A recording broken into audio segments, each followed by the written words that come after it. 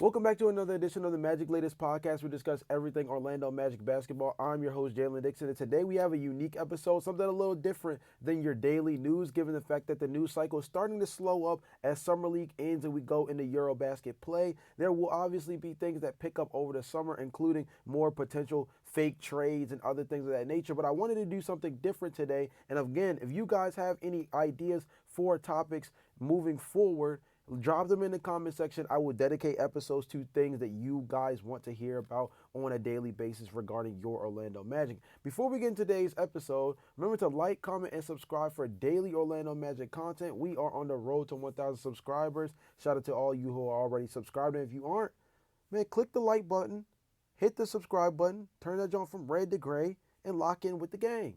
But with that being said, today's unique episode is going to be something that I got a little bit of inspiration from a few other podcasts to do a post-free agency reflection wish list. So what I mean by this is, obviously, the Orlando Magic are pretty much done in free agency, right? There's nothing else they can really do from a flexibility standpoint, and unless they move off of one of their more notable players, like we've mentioned in past episodes, Wendell Carter Jr., Goga Batazde, Jonathan Isaac, Jet Howard, any of those kind of players, they're not going to be able to free up any real money to go do anything else. Anything else would have to be in the version of some kind of trade, or they would have to free up money by trading somebody in order to sign any of the remaining unrestricted free agents, which there aren't too many that are even within the price point of the Orlando Magic right now, given what they've done with the Desmond Bane trade, right?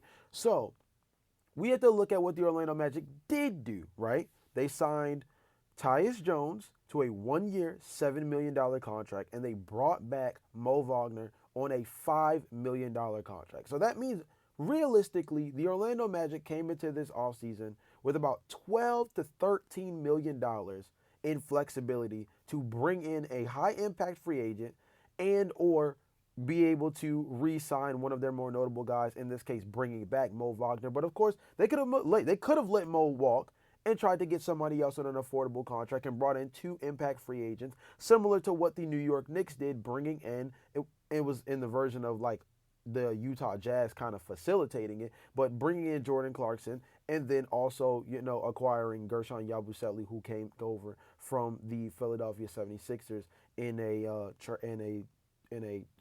a signing as well. So the Orlando Magic had, like I said, $12 to $13 million. In our post-free agency reflection wish list, using what we know now, and I pulled up every free agent that signed to a team this summer, whether they re-signed, whether the team picked up a club option, whether they signed with a new team in unrestricted free agency, whether they're still an unrestricted free agent or a restricted free agent, because you have guys like Quentin Grimes, Jonathan Kuminga, Josh Giddey that are still out there as well. I pulled up the entire list, as well as the money that each of these players made this offseason. And I am going to share with you guys my 4 wish list players that, had I known we could have gotten them for this price point, I would have considered them as another potential player to pick up, as opposed to bringing in Tyus Jones and bringing back Mo Wagner. This is just my list, and not to say that I didn't want Tyus Jones. For all those who remember way, way back at the beginning of this podcast, Tyus Jones was one of the main players that, when rumors were swirling around the Orlando Magic pursuing him, he was one of the top players, if not the top player, I thought the Orlando Magic should get. And if their offseason finished with Tyus Jones on the roster, you had a successful offseason. So, in my personal opinion, I think the Orlando Magic did exactly what they needed to do with the little flexibility they had. But let's say Tyus Jones signed somewhere else. Let's say circumstances landed in a different area. If we could run it back and we had our wish list of 4 players the Orlando Magic could have, should have thrown money at this summer to build on last season and build up going into a year where they have real championship aspirations. Here are my 4 players I would have liked the Orlando Magic to pursue and or possibly get with the $13 million that they had coming into this offseason. Number 1, a guy who did come up on my short list of point guards that would have been the easiest Tyus Jones replacement if we were unable to get him. That's Ty Jerome. Ty Jerome is a guy who fits all of the similar boxes that Tyus Jones does A little bit different, obviously, as a playmaker. I think as a three-point shooter, obviously just as reliable, if not more reliable. Shot 43.9% on just under 4 attempts for the Cleveland Cavaliers last season. He's of course going to the Memphis Grizzlies. He signed for 3 years, $28 million. For those who do not understand why I put that at the bottom of the screen, I'm showing you this so you have an illustration of how much money they made in conjunction to what we could have offered. So let's say we look at it from the perspective of being able to give them a similar 1-year deal to what we gave Tyus Jones. That would, in this equivalent, right, 3 years, $28 million, would be just under nine, or just over, just over about $9 million a year. We gave Tyus Jones 7, and many believe that we probably would have gave him in the ballpark of what his brother Trey Jones made, which is about $10 million, $10 to $12 million a year. We signed Tyus Jones on a 1-year, $7 million contract, bringing in Ty Jerome on 1 year, $7 to $12 million would have been feasible given the contract that he eventually signed for, which essentially has him making about $9 million to a little bit over $9 million a season. Ty Jerome brings a lot of the similar factors that Tyus Jones brings to the table, and he's coming off of a very successful team in the Eastern Conference where you poached Ty Jerome from the Cleveland Cavaliers, so you hurt the Cavaliers in the process of also bolstering up your roster. Also, it would be pretty hilarious after Paulo Banchero said that Ty Jerome would not be a starter on most other teams, for Ty Jerome to come to the Orlando Magic, where he would actually probably not be a starter either, but be a highly contributing player and very effective next to a player like Paulo Banchero. Let's go to my number 2 player, and actually the player I would have been the most excited about, or second most excited. We'll get to the player I would have actually been the most interested in, but he's definitely up there, and that is Gershon Yabusele, a guy who rebuilt his career first with a pot shot in the Olympics, where he had some big-time performances, and then last season, in an injury-riddled year for the Philadelphia 76ers, stepped up in a real way and produced, and now has reestablished himself as one of the better centers, backup centers, but a very solid potential starter for certain teams with what he did with the Philadelphia 76ers last season. 11 points, 5.6 rebounds, nearly a steal a game, and a guy who shot 38% from 3 on nearly 4 attempts per game. A guy who could add real stretch big ability. Could you see him as either the starting center or backup center behind Wendell Carter Jr. as a stretch big, knowing that he could also potentially play next to a player like Jonathan Isaac on second units because he stretches the floor? Again, 38% from beyond the arc, can play right next to J.I., who can mainly maintain himself as a rim protector. And then if you have those two on defense guarding the rim, and then on offense, a guy like J.I. gets to be a rim roller, while a guy like Gershon Yabusele can operate as a potential pick and pop option. Now you give a guy like Jalen Suggs or Anthony Black or Desmond Bane a lot of different options for being able to throw the lob or kick back out to a shooter like Gershon Yabusele. We can still say that outside of maybe Wendell Carter Jr., there are no stretch bigs on this team that put pressure on the defense to have to come out and guard them in a way that can open up the paint even more for slashers like Jalen Suggs, like Paulo Banchero, like Anthony Black, like Franz Wagner, right? So having a stretch big like Gershon Yabusele, who again signed with the Knicks for 2 years, $12 million. For the context, that's $6 million a year. We gave Tyus Jones $7 million for one singular year. We brought back Mo Wagner for $5 million. So Gershon Yabusele, let's say that you're able to bring back Gershon Yabusele, because we still have about $1 million in remaining cap before we officially, hit the salary wall. Let's say we take that extra $1 million and we were able to give that to Gershon Yabusele as opposed to Mo Wagner, for example, right? Don't get me wrong. I think Mo Wagner is good for team morale. I think he's good for team energy in terms of what he brings to the table as a guy who just plays really, really hard on both ends of the floor. Gershon Yabusele was a high energy guy as well last season that adds a three-point element that Mo Wagner does not bring to the table. Gershon Yabusele and Tyus Jones in the same offseason, that would have been the equivalent to what the Knicks did, if not a little bit better, because I think Tyus Jones fits a lot more of what the Orlando Magic need than what Jordan Clarkson fits for the New York Knicks. Even though I think Jordan Clarkson is a pretty solid fit to give them credit. With that being the case, I think Gershon Yabusele just brings a lot to the table as a guy who would be in this case on a prove it deal still, as a guy who's kind of still rounding out his way back into the league after a very short stint in his initial run in the NBA, and I think would have been a really good element to this team as a guy who gives three-point shooting at a position that the Orlando Magic have not really had three-point shooting at. It's very reminiscent of the conversation we had a few episodes back about bringing back Nikola Vucevic, a guy who had a career year shooting 39-40% from beyond the arc on very decent volume. When the Orlando Magic initially had Nikola Vucevic, and for most of Nikola Vucevic's career, he's been a back-to-the-basket player, very similar to the early stages of Brook Lopez with the Brooklyn Nets, right? Then became a three-point shooter, a knockdown three-point shooter in Brooklyn, and Brook Lopez's perspective, he became Splash Mountain, right? A very interesting guy that would have been an interesting name on this list as well, as a guy who signed for a pretty decent deal with the LA Clippers. I think that when you think about that three-point shooting ability from a guy like that, or a guy like Vucevic, or a guy like Yabusele on a much more budget-friendly deal than those two guys, that's the kind of thing that this team was missing, still is missing, and could have gotten for a really, really good deal with a guy like Gershon. But shout out to him for being able to get his money with the New York Knicks. But I think this would have been a really interesting feat, especially because he's so physical. He's very athletic for his size, and he's a guy who's a really good rim finisher as well. So when you add the three-point shooting element to it, it's almost like a cherry on top, but a necessary cherry on top for a team like this that was trying to add three-point shooting and could have done it at a unique spot.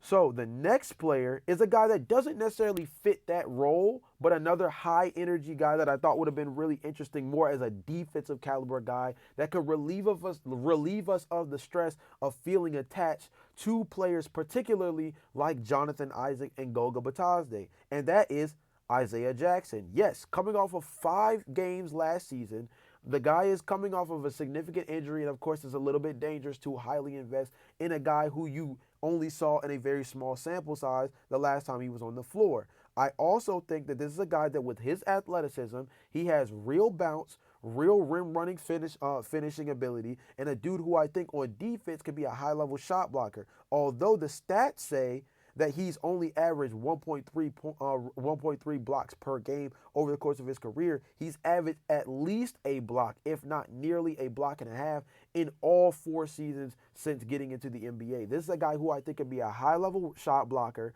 I think he could be a dude who could build off of a lot of what Goga Batazde has been for the Orlando Magic in his short stint since getting there. It would be ironic to also get another former Indiana Pacer big, but this time have a guy who's on a little bit longer of a contract, a guy with a little bit more athletic upside than a guy like Goga Batazde. And again, when you pair his athleticism and defensive capability together along with his rim running ability and the fact that he is a guy who, although is not necessarily a three-point shooter by any means, a guy who didn't really attempt any in the short stint that he had last season and didn't attempt many the season prior either, he is a guy who I think puts so much pressure on the rim that I think you would make him a featured portion of your offense on second units as a lob threat, very Clint Capella, very Nicholas Claxton-esque, in a way that I think that Goga Batazde, Mo Wagner, Jonathan Isaac kind of already do get, but on a much more youthful price point, right? This is a guy who's still a lot younger, and a guy who I think that if you lock up long term, you buy into the upside of what Isaiah Jackson is. Do I like him as much as us getting Gershon Yabusele, for example? No, not necessarily, but I think that Isaiah Jackson, when you think about the worry around having to supplement for what Jonathan Isaac brings to the table, not just because of his limited minutes, but if you wanted to move off of him for a more effective on-ball player or to add more three-point shooting, you fear what you give up in Jonathan Isaac. By having a guy like Isaiah Jackson on the roster, you make up, let's say, at least 70% of that in a guy who Isaiah Jackson, who in my opinion, Isaiah Jackson in a similar 15 to 20 minutes a game that you would want to give Jonathan Isaac, I think can be just as effective as a shot blocker and defensive player. Not to the same level. Again, I've said on a per minute basis, I think Jonathan Isaac would be a defensive player of the year candidate in most seasons. I don't know if Isaiah Jackson is that necessarily, but could he give you 70%, 80% of what you could get from J.I. in that same 15 to 20 minutes? I do think he can do that. I do think he can do that. And you pair that with the fact that I think when healthy, he's capable of probably playing even more minutes than that. He already averages about 15 minutes per game. So he's already within the area of what Jonathan Isaac does. I think that if you give him a few more minutes, get him closer to that 20-minute threshold, I think he can equalize, if not be slightly underneath what J.I. brings to the table. So I thought that he would just be an interesting name to throw out. Again, I would like Gershon Yabusele more if we're talking about targeting a center. And I think that I would like Ty Jerome a little bit more if we're talking about getting guard play, right? Which was one of the biggest things Paulo Banchero did mention to the front office. So Ty Jerome probably just alone would have been one of the top names to go after just in terms of adding to the backcourt. But I thought that Isaiah Jackson still would be just an interesting flyer to throw out on my list. And the last one, and actually my favorite, but probably most unlikely because he was not a true free agent in this class, but a guy who could have been poached in one way or another had the Orlando Magic maybe been able to put together a sweet enough deal, especially given the fact that this team is pretty easy to finesse these days. The Sacramento Kings picked up the $2.3 million option on Keon Ellis. Free my dog, Keon Ellis.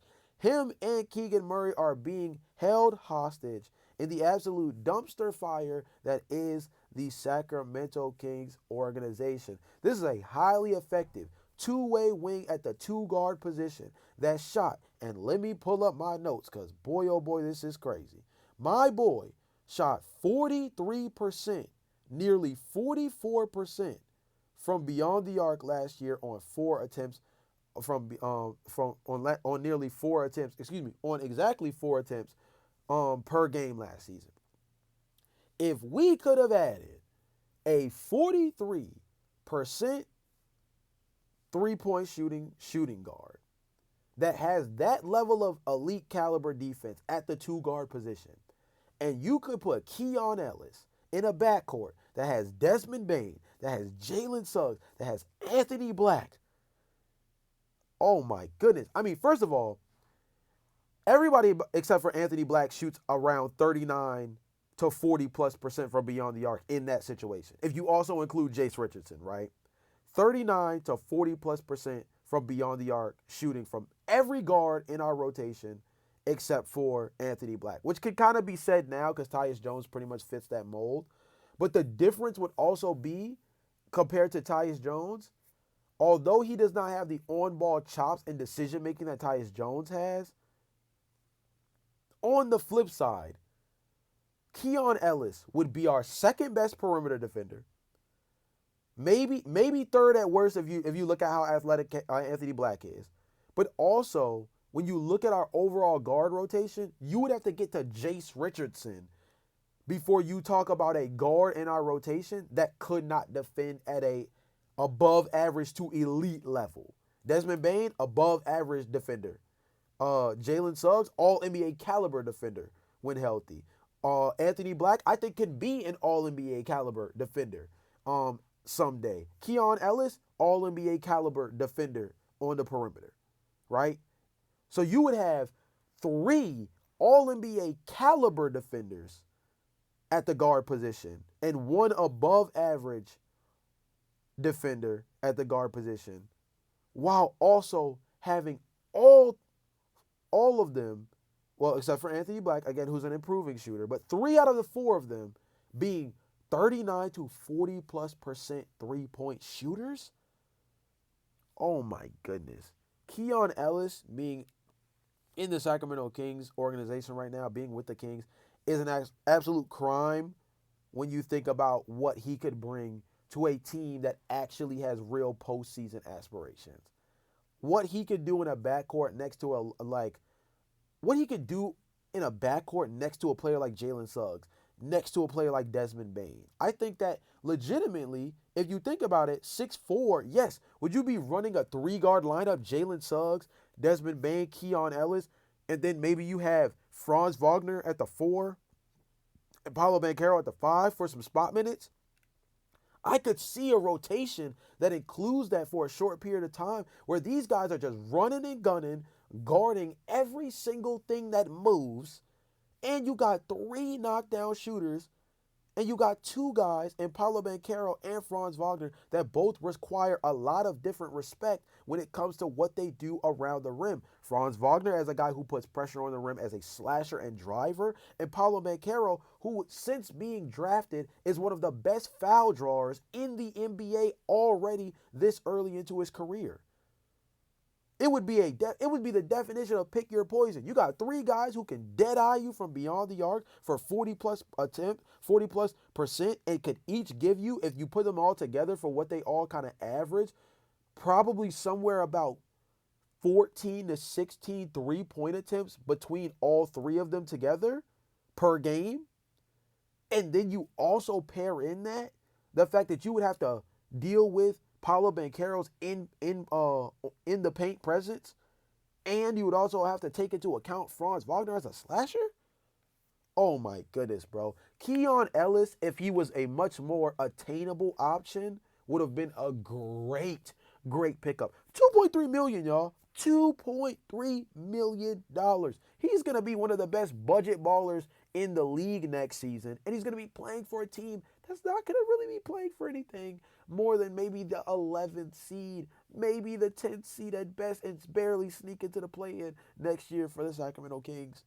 It's an absolute shame because he's a guy who could, in the Eastern Conference, definitely be a very valuable player, and especially on a championship caliber team, or even just a high postseason pedigree team. You know, a team that has real aspirations to at least just make the postseason in a top 6 iteration, get past the first round, things of that nature. Just the baseline of what the Orlando Magic want to do. Keon Ellis would still be a really solid fit for this Orlando Magic team. So just to go through the list again, my wish list of players that I thought would have been really interesting to pursue for the Orlando Magic. If hindsight was 2020, if hindsight wasn't 2020, and we just flat out knew the future of what these guys will be paid or what kind of salary the Orlando Magic could be in competition with to acquire some of these guys, the 4 guys I thought would have been interesting replacements had we not been able to get Tyus Jones and retain Mo Wagner would have been a guy like Ty Jerome.